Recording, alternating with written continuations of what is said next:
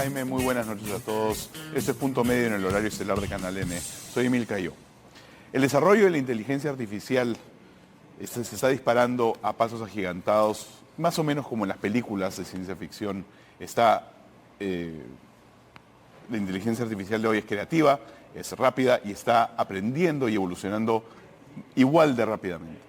¿Cuáles son los retos? ¿Qué significa esto para nuestra sociedad? ¿Qué desafíos nos deparan estas herramientas? Vamos a hablar de esto en detalle y específicamente sobre el impacto de la inteligencia artificial en la sociedad peruana.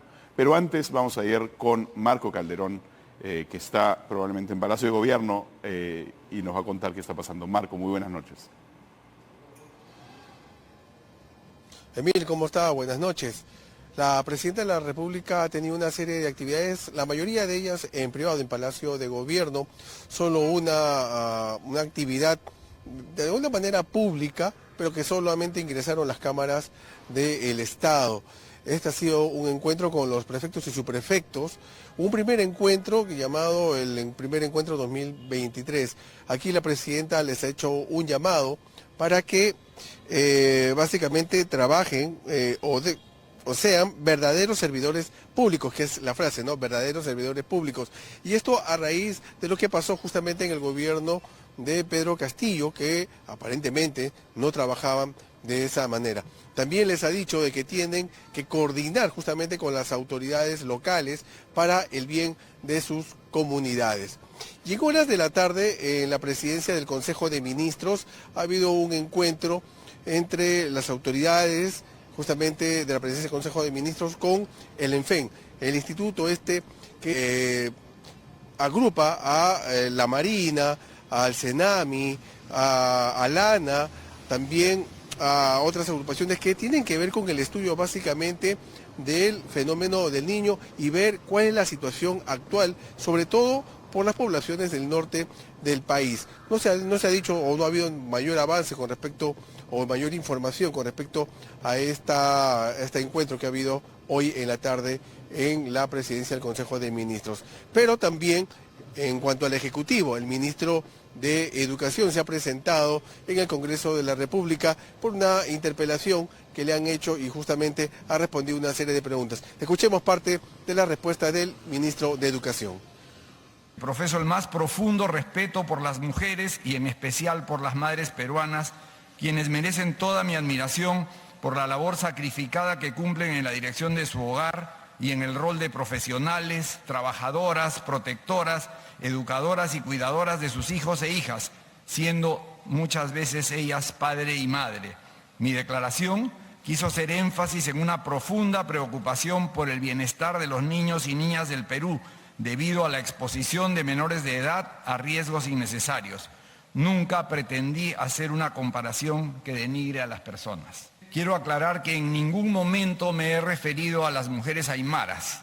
Mis expresiones tenían por objeto manifestar mi preocupación por el bienestar de los niños y niñas y la indignación que me produjo el verlos expuestos al peligro. Mi preocupación principal. Bueno, estas son las declaraciones del ministro de Educación hoy en el Congreso de la República. Le damos pase entonces a Emil Cayó. Emil, ¿cómo estás? Muchas gracias, Marco. Y pasamos de los eventos del día a hablar sobre la inteligencia artificial. Y la pregunta que les hago a mis dos invitados es, ¿qué es la inteligencia artificial hoy en día y cómo funciona? ¿Cómo funciona? Partimos de eso. Tenemos con nosotros a Eric Iriarte, que es especialista en Derecho Digital, y a Juan Carlos Luján, que es un docente universitario, y los dos han tenido mucha experiencia y han escrito sobre el tema.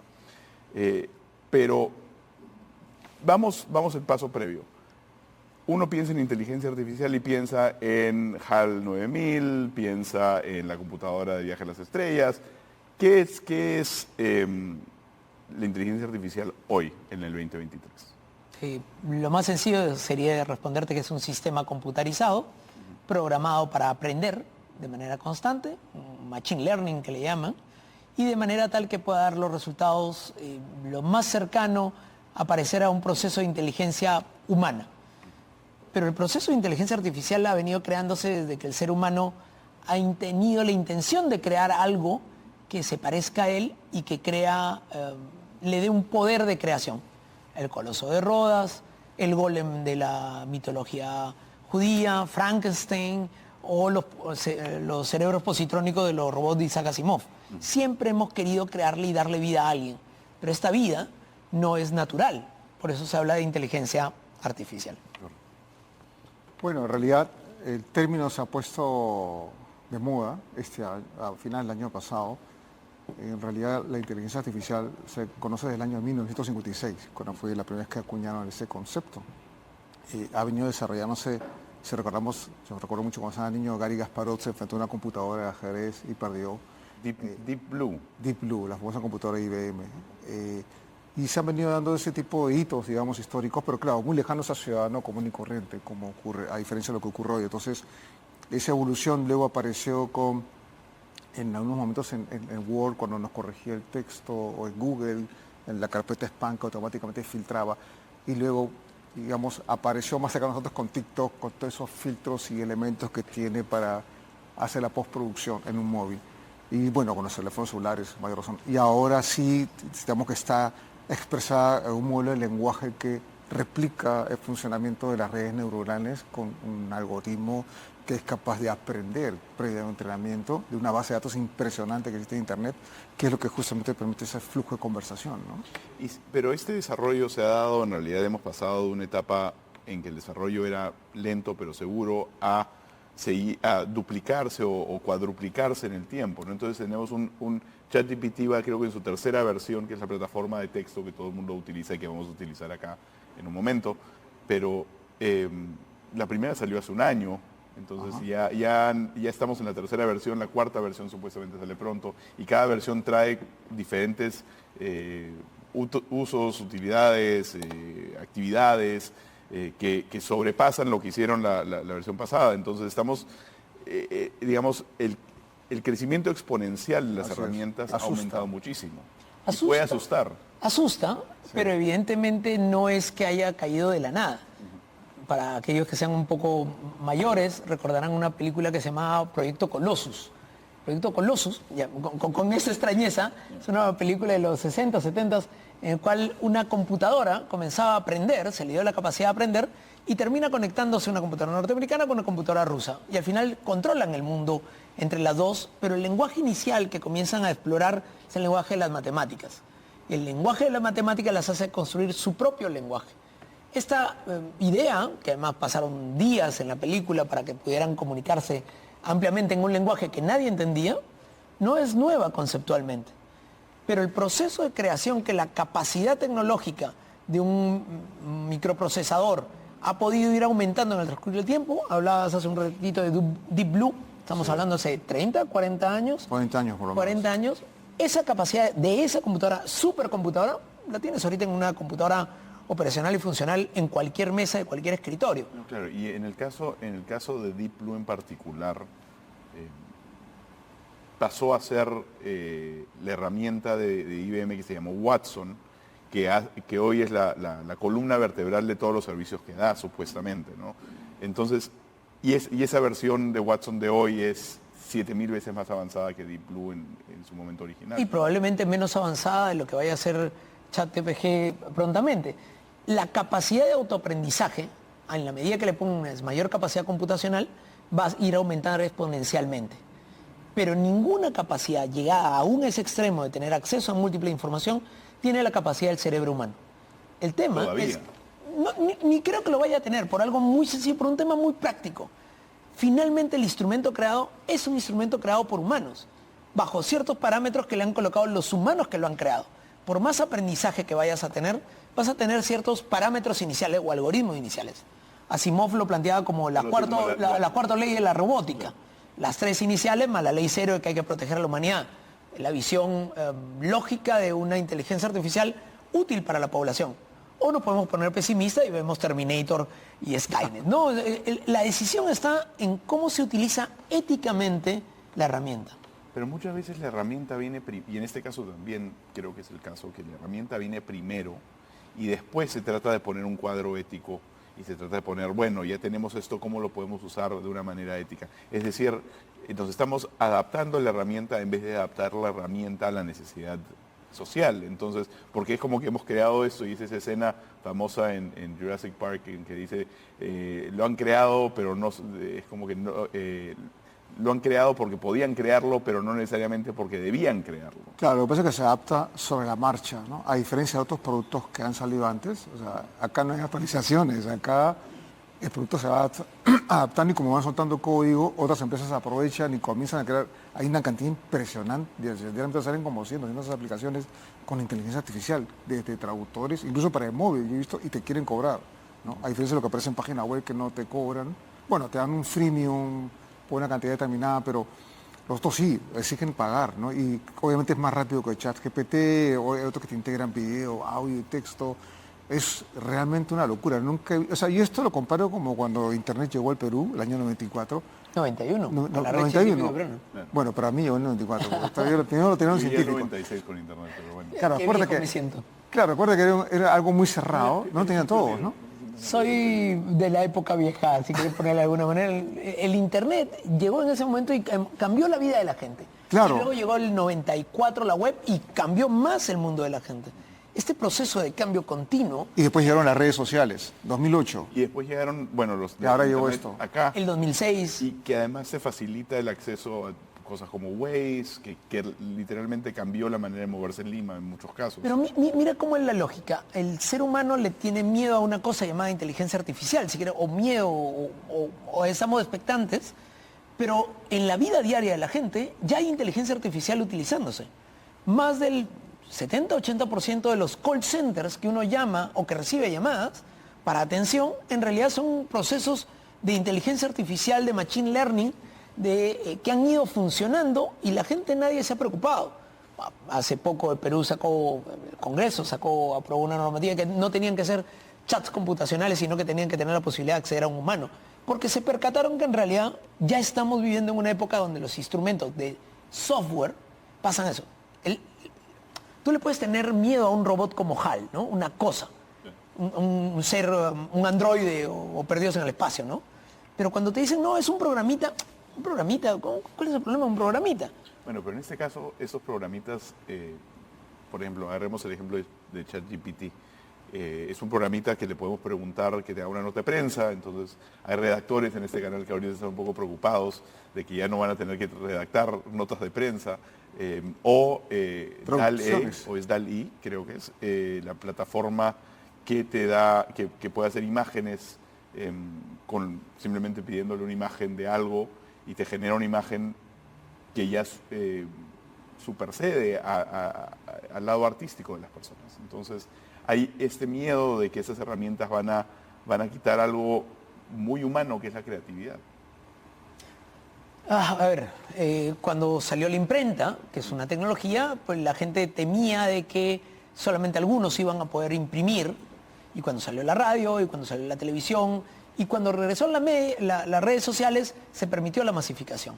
Esta herramienta que las universidades están comenzando a preguntarse, ¿y las tesis cómo se van a hacer? Sean las tesis públicas o no públicas, uno escoge cuál es tesis. O los artistas diciendo, ¿cómo valido de que en esa figura hay algo que pudo haber tomado de mí? Porque ¿qué hace la inteligencia artificial? Tiene acceso a una gran base de datos y busca el promedio. Tú le dices, quiero una tendencia sobre esta línea, te busca el promedio sobre lo que tiene. Si no lo tiene, o tu pregunta es una pregunta ambigua, recuerdo casos de, le han preguntado a ChatGPT canciones de Les Luthiers, y el sistema simplemente entraba en loop. Porque Les Luthiers juega con las palabras y no le da la connotación real que tenemos, pero le entendemos nosotros los humanos, hasta que las computadoras aprendan. Hasta que aprendan. Entonces, ¿qué tan rápido es ese proceso de aprendizaje? Bueno, en realidad es en la versión free que tenemos todos nosotros, la gran mayoría, sí suele tener caídas, pero la de pago, donde está la versión 4 es mucho más rápida. No hay mucha diferencia, solamente el tema de velocidad de respuesta, ¿no? Ahora, para los usuarios, para los early adopters, hay alternativas como las extensiones o plugins que nos da Chrome, que por ejemplo hay una que te permite actualizar la base de datos, porque normalmente trabajas hasta 2021. Entonces tú le preguntas quién es el presidente del Perú y te sale Pedro Castillo. Pero tú instalas esta extensión y te actualiza y te sale Dina Boluarte, ¿no? Así como esa extensión, hay otras que las tienes, digamos, por ejemplo, quieres hacer un correo electrónico anunciando que la próxima semana aumento de sueldos para la gente y le dices, hazme un correo y te arma un correo con un estilo realmente sorprendente que dice, acá descartamos al asistente administrativo o a la secretaria, porque en realidad es un asistente virtual netamente, ¿no? Y tenemos que verlo así, como un asistente, y si bien es cierto, algunos pueden cuestionar su uso, en realidad yo lo comparo mucho con la bicicleta, porque la bicicleta eléctrica, por ejemplo, te da más velocidad, te permite llegar más rápido sin sudar, no te vas a cansar tanto, pero finalmente haces algo de ejercicio. Pero haces menos esfuerzo del esfuerzo que normalmente harías. Claro. En cambio acá igual te facilita el esfuerzo y lo hace más rápido, hay un mayor procesamiento, ¿no? Muchos de los cuentos de ciencia ficción, cuando veían tema de inteligencia artificial, decían, finalmente se va a encargar de las cosas operativas y le va a dar tiempo a la gente para crear, para la creatividad, para el arte, la filosofía, podemos dedicarnos a las otras cosas. Que no es retroceder mucho a la época de los griegos, donde en realidad se podían dedicar a la filosofía y todo lo demás, porque tenían esclavos que terminaban haciendo, hasta que se rebelaron los esclavos. ¿Se revelarán los robots? Las historias de ciencia ficción tienen normalmente, es que llega un punto en que la inteligencia artificial se da cuenta de que está trabajando, está sujeta a los límites que se le imponen y trata de buscar una manera de salir. Y eso creo que es un miedo subjetivo, o es algo que tenemos en la mente.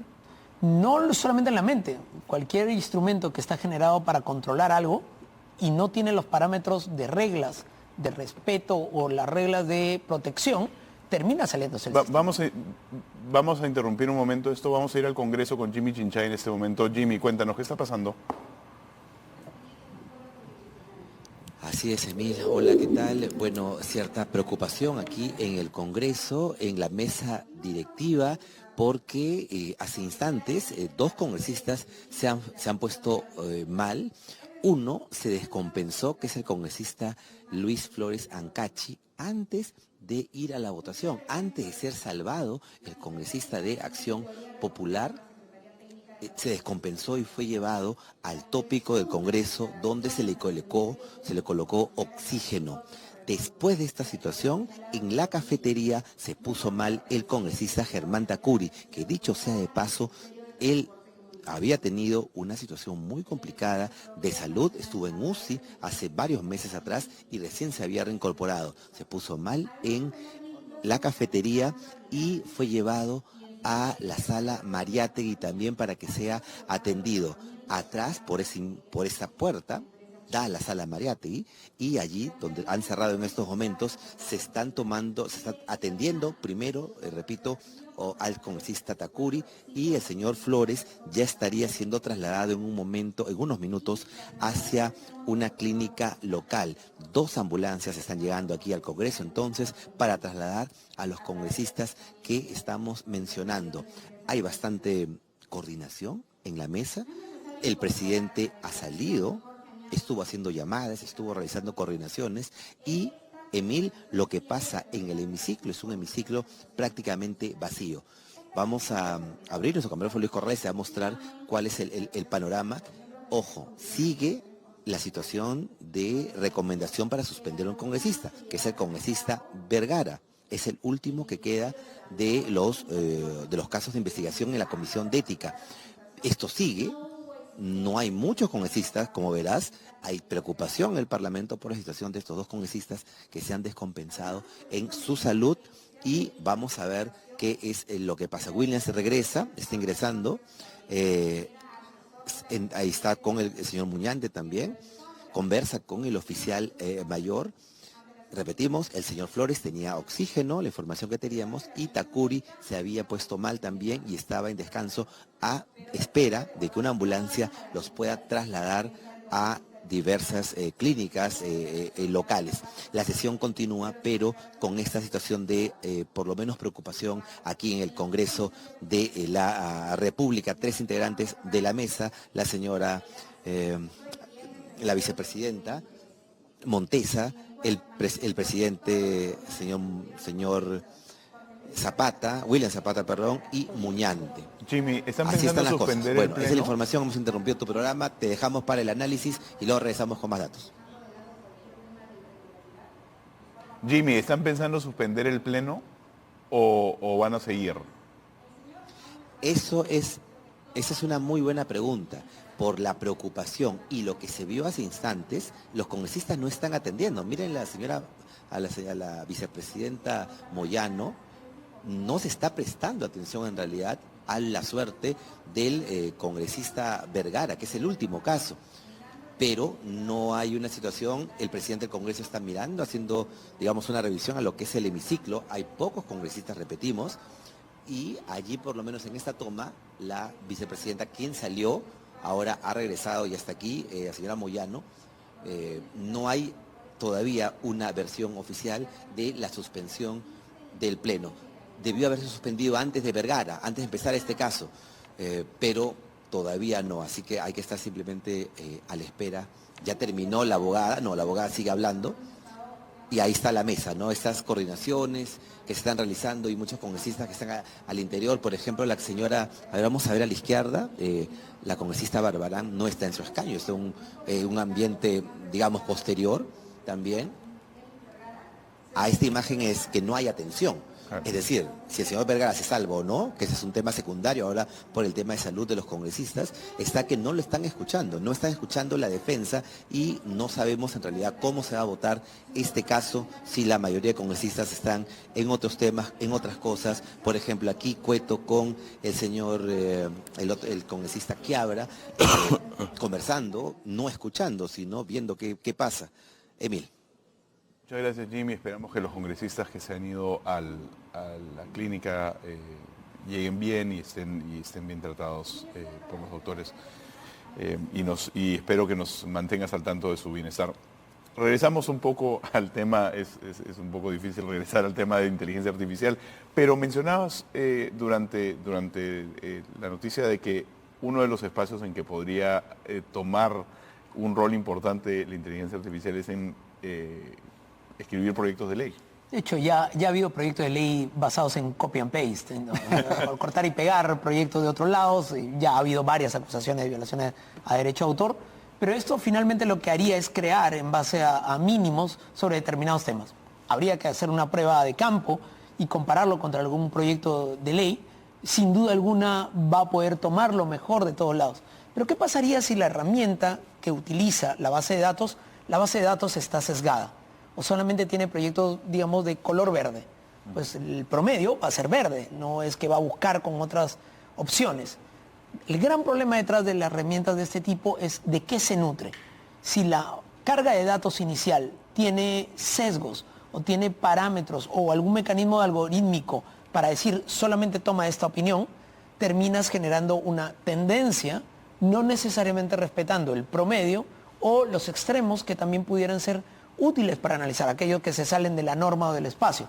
Al final la herramienta tiene que tener algún tipo de control humano para que tenga una mejor utilidad. Mencionaste derechos de autor y en la parte de imágenes y cómo se crean, se ha generado una discusión bien nutrida y bien difícil porque artistas han dicho de que cuando uno pide una imagen parecida a su estilo le genera una imagen que ellos podrían haber hecho, pero que obviamente lo hace la plataforma y que eso va contra sus derechos de autor, porque es el estilo que ellos establecen.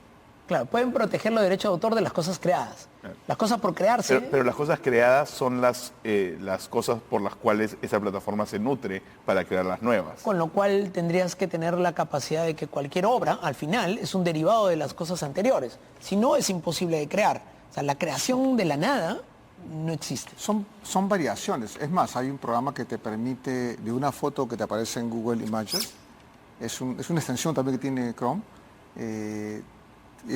lo que tú puedes hacer una variación que es de libre uso, no tiene derecho de autor. O sea, si la foto, por ejemplo, muestra 3 flores hacia el lado izquierdo, pues ellos te van a agregar 5 y van a tirarlas hacia la derecha. No es la misma imagen, son diferentes y puedes usarla libremente. Obviamente eso ayuda muchísimo a los pequeños emprendedores y gente que quiere hacer publicidad, en general, imágenes de ese tipo. En lugar de estar copiando, porque es común que copien en otro lado, es generar su propia imagen. Claro, pero si yo voy, por ejemplo, a Dalí ahora y le digo, quiero que me hagas una imagen en el estilo de Cislo, por ejemplo. y me hace una imagen de Cislo, y yo la llevo eso a una imprenta que me hace una gigantografía y la pone en mi sala, ¿tengo una imagen de Cislo o no? No tienes una imagen de Cislo. El estilo no está protegido. El estilo como tal, pues uno lo puede tomar, el puntillismo, por ejemplo, que es un estilo de pintura, lo han utilizado múltiples autores. El tema está en si lo que hace es una copia, o si las derivaciones de esa obra también se consideran como obra derivada, por lo tanto reconocer al autor originario. Si es un promedio, también se va a nutrir de otras obras. ¿Qué es lo que se ha encontrado? Que, por ejemplo, en obras de inteligencia artificial aparece un espacio, un icono que se toma de algo que sí existe. Entonces los derechos de autor dicen, esto es una obra derivada en base a ese pedazo y tienen que pagarme regalías. Y entonces, ahí es, ¿cuál es para no entrar en el tema de branding, cuál es el punto medio en la discusión, ¿no? O sea, ¿cuál es el rol que deberían tomar los artistas y los autores frente a esas herramientas? Muchos han dicho no queremos trabajar con ellas, no queremos tener relación alguna, queremos sacar nuestras obras de estas bases de datos para poder trabajar. Pero eso es un poco, eso es factible por un lado y por el otro lado es algo que le da la espalda a la modernidad. Mira, en realidad son productos digitales. Entonces, si estos artistas vienen del medio digital o analógico, o sea, del mundo tradicional, va a ser bien complicado porque el entorno digital, las variaciones siempre son continuas, ¿no? En realidad, por ejemplo, Midjourney astutamente te dice en su disclaimer de que las obras que generen los usuarios son de responsabilidad de ellos. O sea, si yo quiero mandarse... Bueno, ellos se lavan las manos un poquito en el proceso. Claro. ¿No? Y también lo dice Microsoft en Machine Creator, que también te permite hacer imágenes, te dice lo mismo. Pero claro, Microsoft te reduce la resolución, ¿no? Claro. En cambio, Midjourney sí te da en 8K y te lo da en muy buena calidad, que uno puede fácilmente hacer camisetas, etcétera. Entonces, Hemos tratado antes del programa de poner esto y tenemos la laptop acá. Hemos cargado el Image Creator de Microsoft Bing y queríamos ver si es que podemos probar algunas imágenes. Por ejemplo, yo puse Perú, presidente Perú y Superman, entonces nos ha creado estas imágenes acá. No sé si pueden ponerlas en la cámara. A ver, ahí está. No, puede ser. Ahí está. Pero no sé si queremos hacer una búsqueda de algo y a ver si es qué tan rápido lo hace para que... Mira las imágenes de fondo. No son exactamente la bandera del Perú, el escudo no es exactamente, pero los colores sí. O sea, juegan con el tema de los colores, ¿no? Entonces, no sé si queremos hacer una búsqueda de algo en particular para ver si es qué tan rápido funciona, cómo funciona, si es que choca contra derechos de autor. Probemos, a ver. Líneas de Nazca. Líneas a ver. de Nazca. Eso podría ser interesante, vamos a ver. Nazca, te dices, tiene que hacerlo en inglés, Nazca Lines.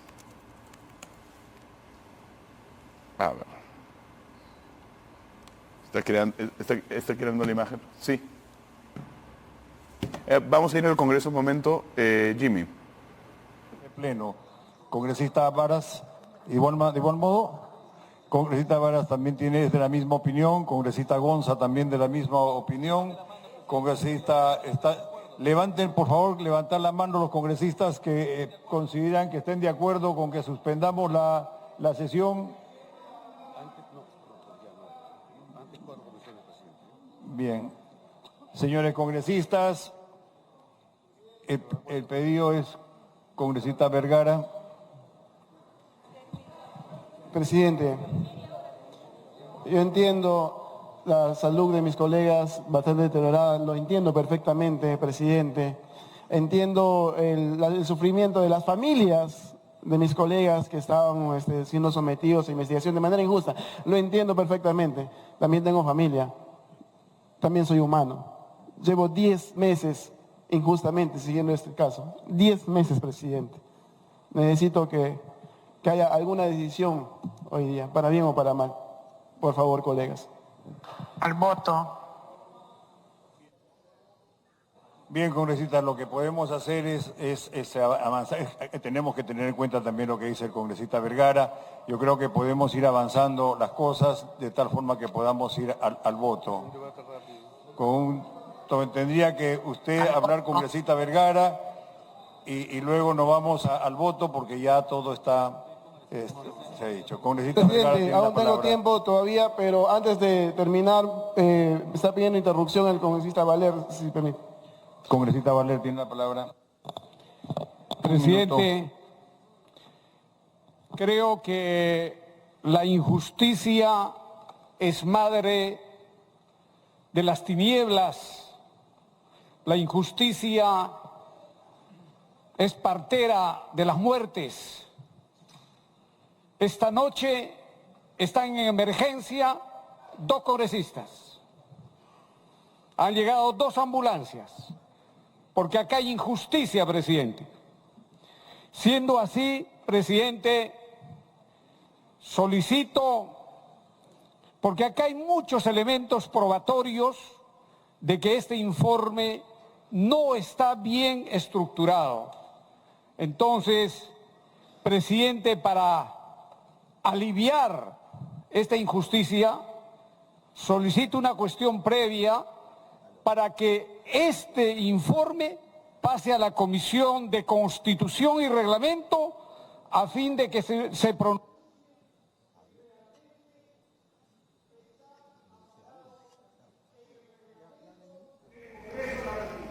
Bien, está claro, congresista. El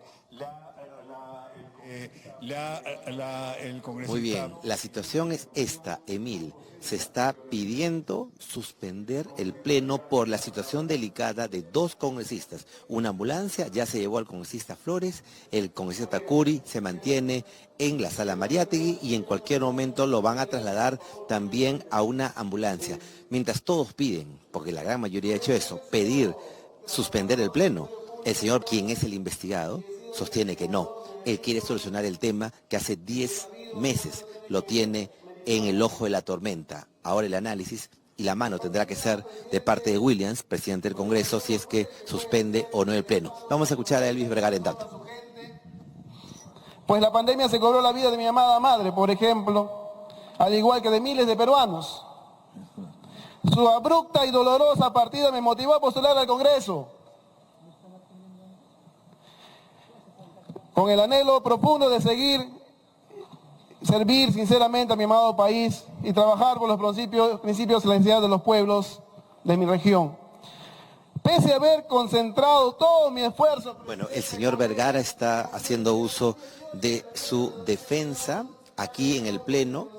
El pedido fue suspenderlo, habían poquísimos congresistas, pero uno a uno han regresado. La mayoría de parlamentarios estuvieron en la sala Mariátegui, atentos a la salud del señor Tacuri.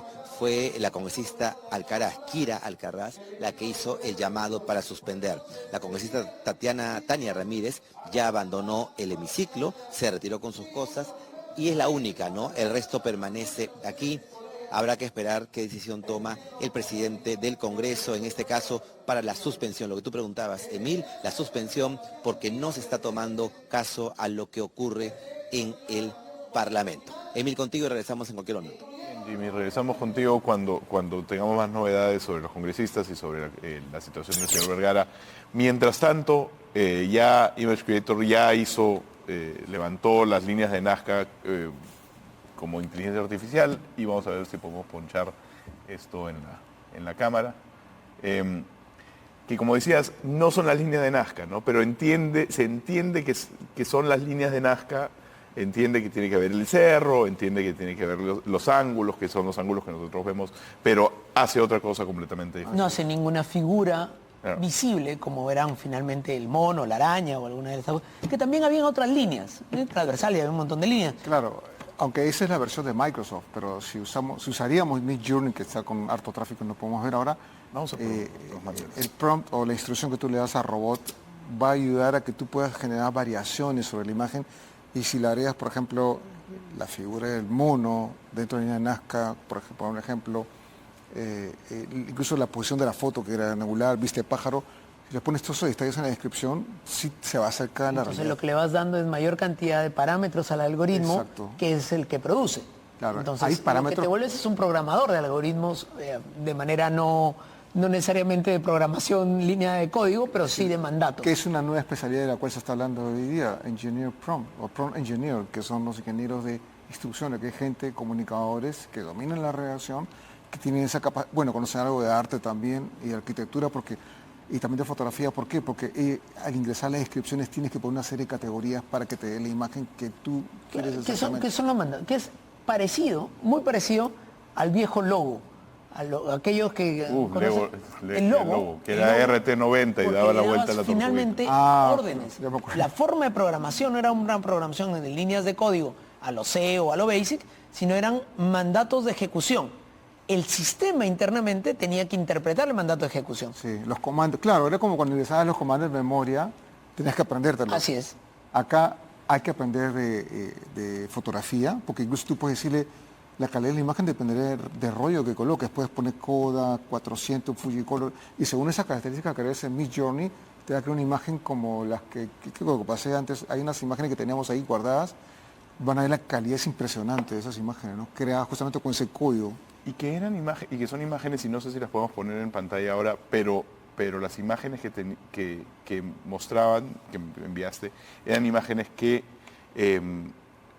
tenían sobrepasaban un problema principal, que es el problema de la parte humana, ¿no? Que son las imágenes de personas que en versiones pasadas era muy difícil hacer una imagen de una persona porque el ser humano lo reconoce como una imagen de una persona, no lo reconoce como una imagen de una persona, el famoso valle de lo extraño, ¿no? Que es que una imagen creada por inteligencia artificial de una persona, el ser humano no la procesa correctamente. Entonces, pero ahora las imágenes que sí se crea en Midjourney, en esas imágenes, sí son imágenes de personas que nosotros podemos decir, sí son.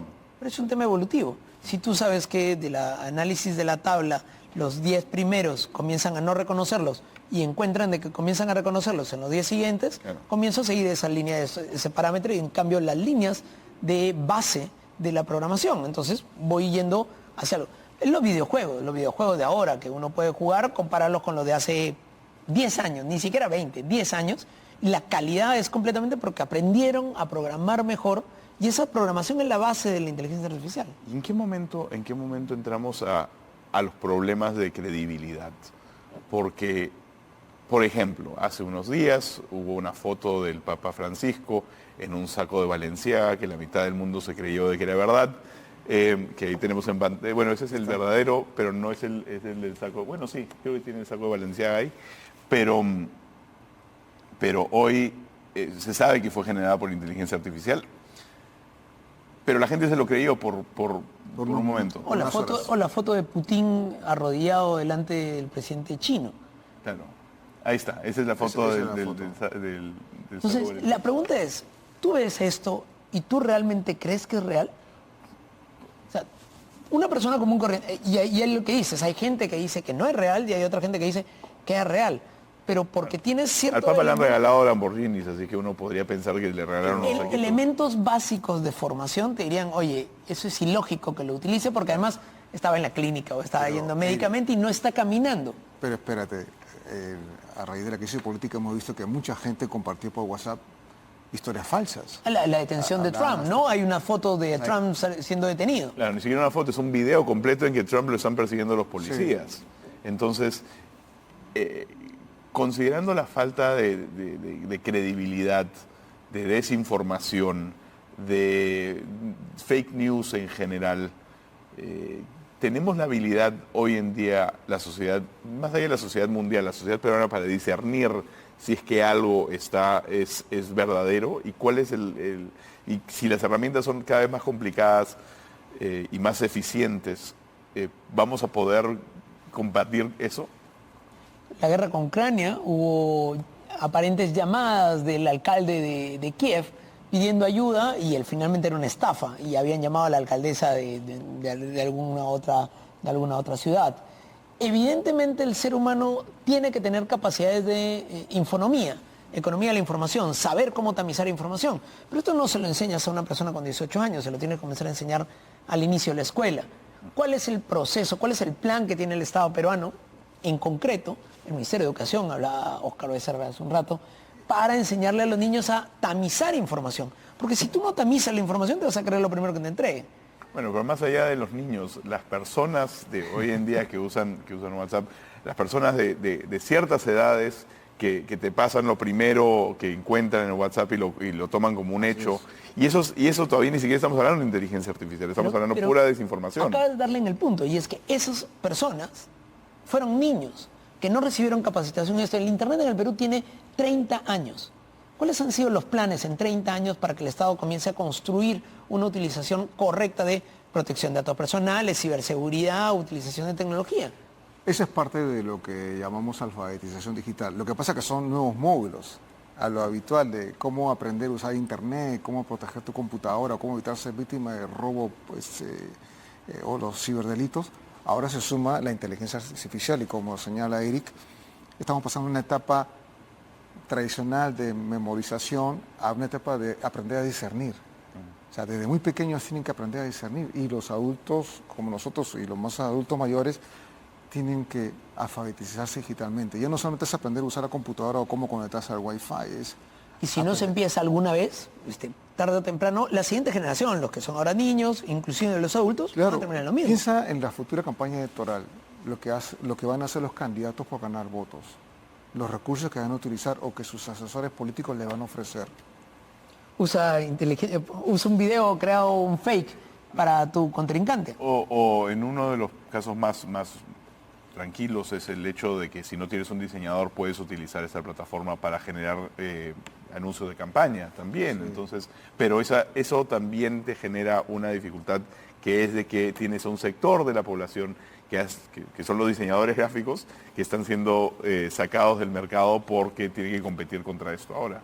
Con lo cual tienes que o recambiarlos en sus posiciones, a darle nueva formación, nueva capacidad, que está planteado en la Política 35 del Acuerdo Nacional, que dice que hay que invertir en la reinvención laboral, por un lado, y del otro lado tienes que pensar en la utilización próxima, no solamente en el proceso electoral, sino en el proceso social de cómo se está utilizando esta tecnología. El Perú ha firmado el Acuerdo Internacional para el tema de uso ético de la inteligencia artificial. ¿Y eso en concreto en qué se transmite? Perú no tiene una agencia social de información, no hay una entidad que se dedique a ver cómo implementas esto en los procesos sociales.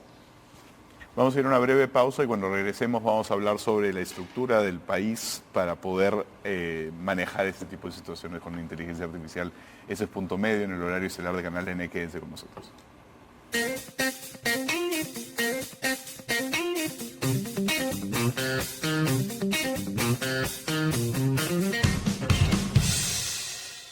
El nuevo modelo de transmisión de la Liga 1, promovido por Agustín Lozano, le costará mucho más a los hinchas que nunca pagaron un extra por ver a sus equipos. Para suscribirse a Liga 1 Max directamente, un hincha tendrá que pagar 59 soles 90 mensuales, que al año serán 718 soles 80, un costo 2.4 veces más alto que la plataforma más popular que ofrece más de 5.000 contenidos. Esta gran diferencia del 240% confirma que el dinero que Agustín Lozano le ofrece a los clubes no es seguro, ya que no son muchos los hinchas que podrán pagar ese monto adicional. En cambio, los clubes que tienen contrato con el consorcio tienen su dinero asegurado y no dependen del pago de los hinchas. Será una liga para todos, pero solo para todos los que puedan pagar 59 soles 90 adicionales que nunca tuvieron que pagar antes. Me encanta salir de viaje, pero me preocupa un poco dejar la casa sola. Nosotros estamos más tranquilas desde que instalamos una alarma. Verisur, mira, desde la aplicación puedo ver que todo está tranquilo en casa, porque si algo pasa, ellos alertan inmediatamente. Ahora mismo lo llamo. Con la nueva alarma Cero Visión, somos capaces de impedir la visibilidad del ladrón, porque no se puede robar lo que no se puede ver. Calcula online en verisur.pe o llama al 0800 179 79.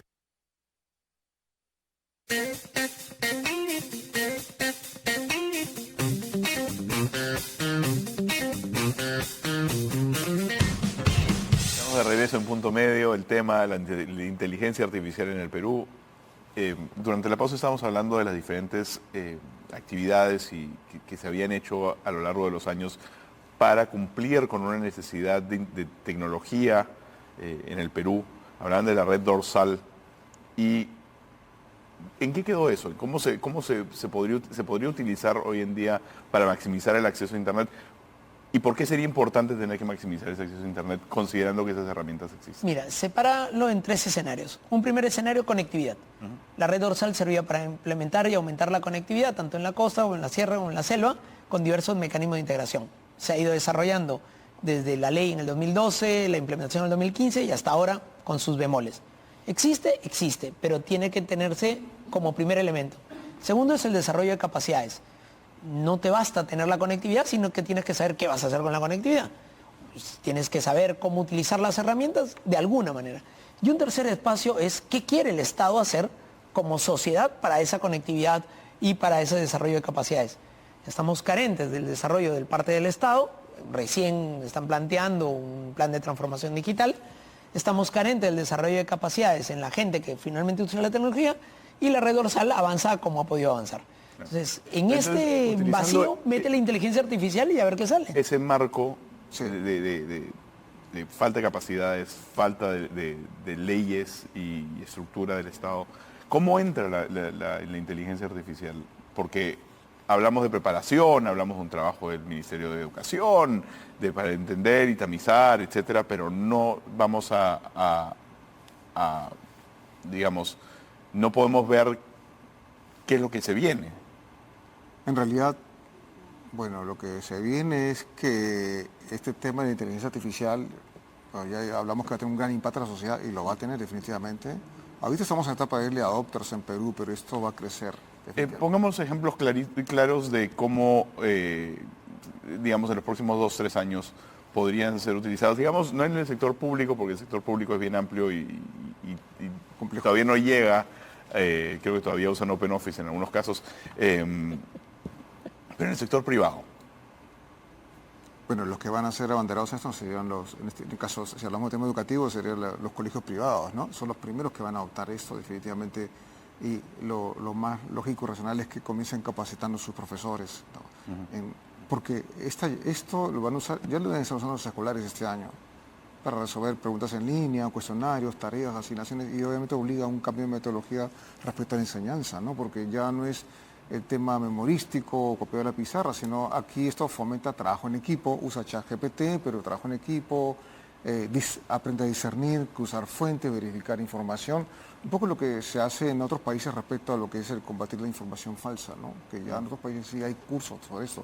En Perú yo la verdad es que no me he enterado ni he leído ni sé de colegios privados que hagan este tipo de prácticas, pero lo cierto es que esto van a adoptar los colegios privados como siempre, van a llevar a la delantera, mientras a nivel Estado pues todavía no conocemos políticas claras, ¿no? ¿Esto va a aumentar la brecha en educación va a seguir digital o educación en general?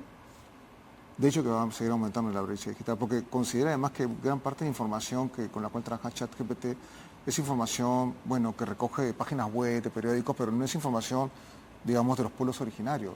O sea, el que hecho y otras lenguas que no se está recogiendo. Yo, por ejemplo, le pregunté al ChatGPT, me llama 10 líderes indígenas en América Latina y me pone otros nombres que no tienen nada que ver con movimientos indígenas, ¿no? Entonces, ¿por qué? Porque no encuentran información, entonces ChatGPT inventa también a veces, ¿no? Falsedad. Entonces, eso, digamos, se debe a que la base de datos con la cual trabaja, pues nos está dando información regional. Y algo que nos olvidamos es que finalmente los buscadores apenas buscan el 5% del Internet. El 95% del Internet está por debajo, está por fuera de la visibilidad, está en la Deep Web, es muchas páginas viejas, muchas páginas desactualizadas. Entonces el navegador lo que busca es fundamentalmente lo que tiene más novedad. Lo fresco y además comienzan con el tema idiomático. Comenzaron en inglés, van a pasar a las páginas que están en español, luego van a poder llegar a otras páginas, pero mientras llega ese proceso, pues se va a perder mucha información en el camino. Entonces, ¿qué es lo que estamos haciendo? Si estamos buscando nuevos generadores de comandos de información, hay que estar preparados para ese camino.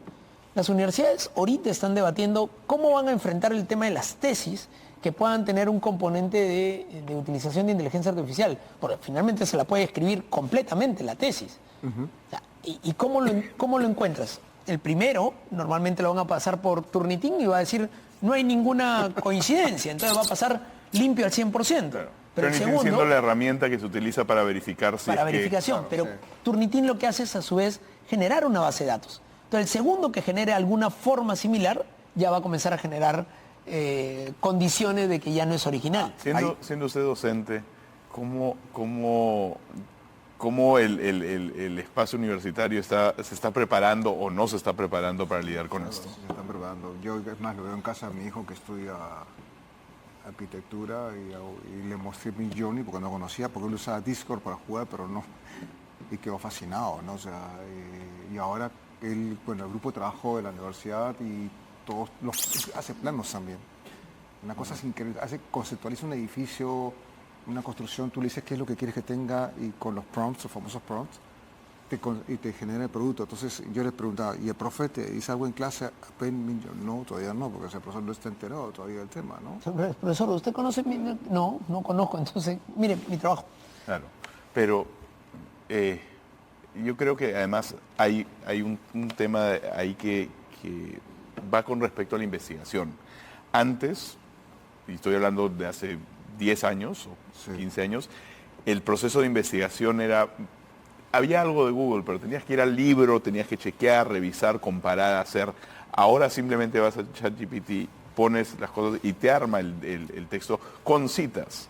Ahora, una de las preguntas era de que las citas que te hace pueden ser también generadas y son falsas. Sí, OpenAI tiene incluso una plataforma, se llama Verifier, que te permite, aunque dicen que falla, identificar si un texto fue redactado por ChatGPT o es natural. Y te lo da en porcentajes, ¿no? Pero es en la misma plataforma generada por OpenAI, ChatGPT. sí. Ellos te lo dan también. Yo te digo que no soy original. Sería el sistema tratándose de proteger en base a condiciones de su propia información que he ido recopilando. Pero lo lógico es que te va a decir que sí es un original. Y estos problemas son problemas éticos.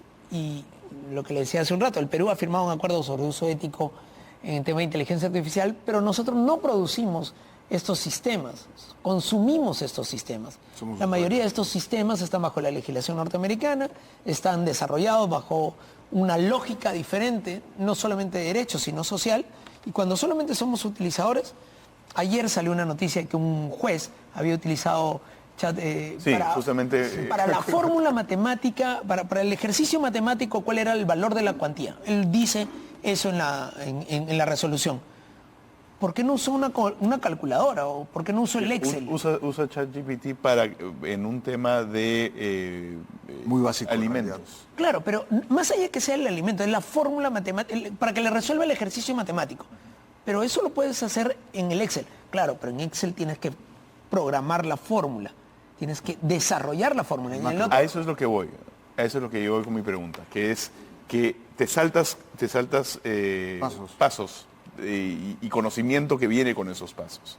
Entonces, ya esa práctica, ese conocimiento que era necesario con la calculadora, que en su momento también fueron quejados por los matemáticos, decían las calculadoras son malas, ahora simplemente escribes y te da el resultado. Por eso es artificial, pues. Claro. Porque no es natural, no es un proceso natural. Claro, no es un proceso natural. Lo que te bota es un resultado que probablemente ya lo tenga almacenado o que lo procese en base a una fórmula. La pregunta básica es, ¿cuándo este instrumento va a reflejar el proceso evolutivo de desarrollo y pensamiento humano? Y en ese momento, pues ahí sí no deberíamos preocupar. La singularidad. Antes de seguir hablando de esto y vamos a ir a una pausa y cuando regresamos vamos a ver si podemos hablar con ChatGPT un poco. Este es Punto Medio en el horario estelar de Canal N, quédense con nosotros.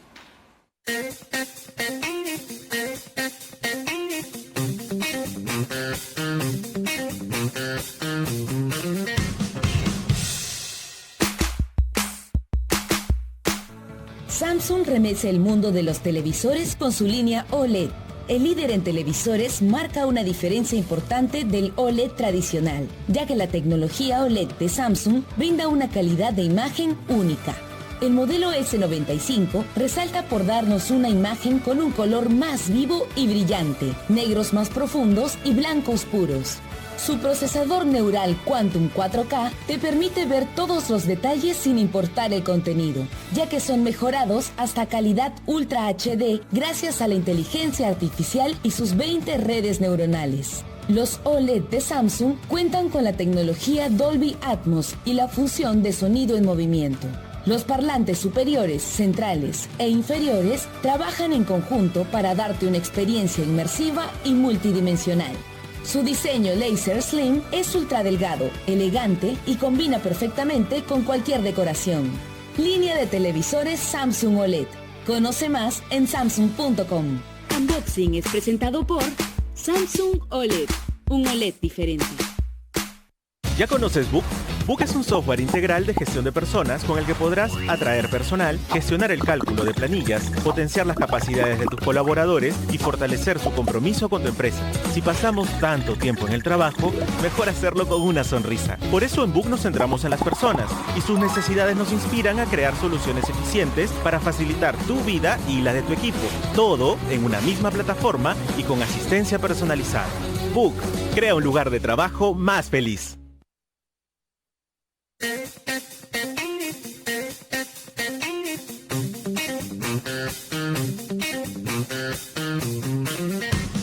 Estamos de regreso en Punto Medio, estamos hablando sobre inteligencia artificial y vamos a hacer una pequeña prueba para ver si es que tenemos un tercer invitado, siendo ChatGPT en la mesa. Le he dicho que nos escribe en español porque obviamente la plataforma es en inglés y le podemos hacer una pregunta. ¿Qué pregunta le podemos hacer ahora? Vamos a utilizar la pregunta que además viene de la literatura, ¿no? ¿Cuándo se jodió el Perú? Vamos a ver. Ahí se recurre a Vargas Llosa. ¿Complicó? ¿Se complicó? No, a lo mejor no lo entiende. Vamos a ver si lo entiende. Sí lo va a entender, sí lo va a entender. Sí. ¿Cuándo se complicó el Perú? La historia del Perú ha tenido, o sea, panchamos porque está escribiendo ahorita esto. A ver. Ahí nos está sacando. La historia del Perú ha tenido altos y bajos a lo largo del tiempo porque es difícil señalar una única fecha o momento en que se complicó el país. Sin embargo, se pueden identificar algunos periodos históricos en que los que el Perú ha enfrentado desafíos significativos. Sigue escribiendo esto. Uno de los periodos fue durante la época colonial, cuando los conquistadores españoles llegaron al territorio peruano y sometieron a la población indígena. Otro periodo crítico fue el siglo XIX, en épocas más recientes. En resumen, ¿Qué dice la parte en resumen? En resumen, la historia del Perú ha sido compleja y ha tenido momentos de dificultad, pero también ha tenido momentos de progreso y superación de los desafíos. Siempre es positivo. Pues, siempre es positivo. Siempre tiene ese mensaje como Disney, ¿no? Al final... ChatGPT no es peruano, entonces. O sea, nos hemos dado cuenta que es bien positivo. Pero, por ejemplo, esto yo lo podría copiar, en una tarea. Y ya hice mi tarea. Pero, a ver, claro. no vayas tan adelante. Cuando comenzaron a implementar muchos los proyectos de utilizar Internet para los procesos educativos, los maestros no sabían cómo utilizar. Y las fuentes de información no se habían cargado desde el Ministerio de Educación. Entonces utilizaban las fuentes que encontraban. Preguntaban sobre la guerra del Perú con Chile y encontraban la versión chilena en las tareas de los niños escritas en el Perú. ¿Por qué? Porque no había la información. Esto es una herramienta y una posibilidad, ¿no? Y es lo que va a pasar con los profesores, que tienen que aprender a usarlo. Porque, digamos, a preguntas tontas, respuestas tontas. A preguntas inteligentes, respuestas inteligentes. Entonces, si el alumno es más hábil que suele pasar que el profesor, garbage in, garbage out, ¿no? Sí. No, recuerdo en el colegio que una vez nos hicieron copiar líneas, pues, copias líneas, y un chico copió 5 líneas y después fotocopió la misma cara y entregó todas sus fotocopias como si él hubiera estado escrito. Esa es una versión mucho más avanzada de esto, ¿no? Que es la manera de de innovar utilizando herramientas disponibles, en este caso una fotocopiadora, en este caso es una herramienta digital, para poder salirse con las suyas. Quizás sería bueno, esto no se va a poder, pero sería bueno saber de dónde se basó para tomar esa posición. Sería interesante ver qué libros tomó de referencia o qué textos, ¿no? Hay una sección en Chrome que no la tienes, donde sí comienza a marcarte. Y te dice de dónde los trae. Sí, de dónde los trae, correcto. Sí, eso es muy importante tener las extensiones de Google Chrome. Hay como 20 programas que para instalar, ¿no? ¿Qué otro uso? A ver, podemos pedirle, escribe una nota de prensa. Sobre el fenómeno del niño. Sobre el fenómeno que llegará al Perú. Ok, ya está. ¿Qué está en Perú? Sí. El niño en el Perú. Para ver. A ver, Lima, 30 de marzo de 2023. Ya, con fecha. Hasta con fecha. Tiemblen, señores de redacción. El fenómeno del niño es un efecto meteorológico. Ante esta situación, el gobierno peruano ha activado los protocolos.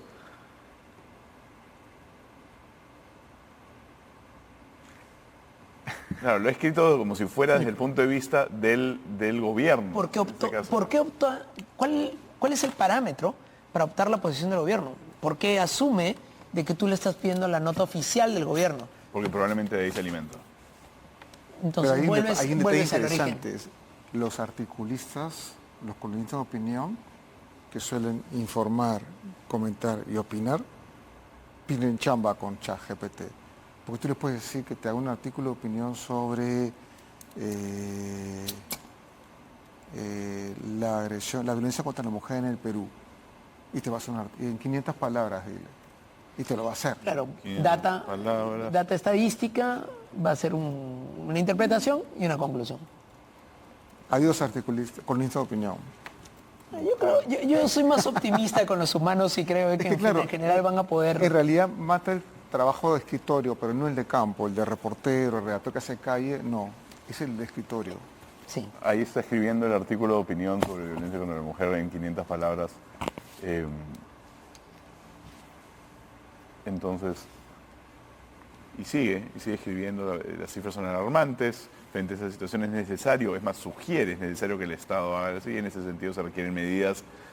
En primer lugar es fundamental, entonces ya comienza a establecer en primer lugar, en segundo lugar, en tercer lugar, cosas que son relativamente humanas, ¿no? Porque el ordenar, el marcar los ritmos de conversación, el establecer párrafos ordenados, esas son cosas que, pero como bien dices, se alimentan de... Ya he encontrado muchísimo más información, porque el texto, al final, es muchísimo más largo de lo que hemos puesto anteriores, siendo temas muchísimo más profundos. Bueno, es que le he dicho que sean 500 palabras, como mencioné. Sí, 500 palabras. La limitación de palabras. Pudiste haberle colocado una limitación sin límite. Claro. Hubiera podido generar una... O como, bueno, en los periódicos te piden 300 palabras, 200 palabras. Entonces, te lo hace, o sea, le pongo mi nombre y es mi artículo de opinión. Ahora, el editor va a descubrirlo, no sé,